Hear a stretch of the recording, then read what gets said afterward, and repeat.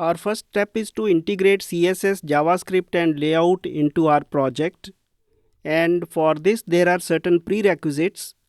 You should go through my course on these chapters in my course: Razor Pages, middleware, layout and CSS integration, then ASP.NET Core application startup, environments, logging, app settings, Kestrel, modularity.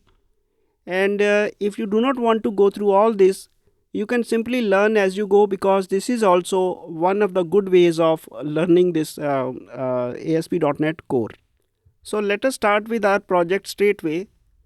Create a simple ASP.NET Core project that targets the latest version of .NET Core and the latest version of C#.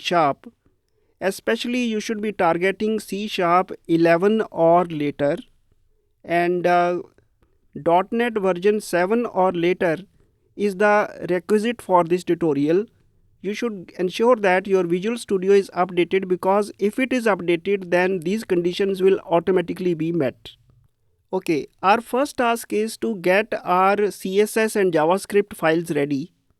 For this you will have to create a folder called www-root folder, and inside this folder, as you can see, I have created CSS and I placed all my bootstrap CSS, and I placed my JavaScript files inside these CSS and JS folders, because I shall be using bootstrap for my purposes. And you can see that there is a custom file also. This cover.css is a custom CSS that I have written. So you can place all your CSS and JavaScript files into this www-root folder. And after this, we will have our pages folder, and before that let me explain the app settings.json file. I have used this file to configure my logging, and as you can see, I'll be using console based logging and the default logger is none, so that I do not get a lot of unnecessary log.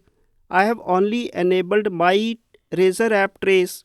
This means that all the log created by my Razor app, by the namespaces starting with my Razor app, they will be shown right from the trace level. And after this, I have set my timestamp as hours, minutes, seconds followed by this angle. The whole point is that my log appears in a well formatted way.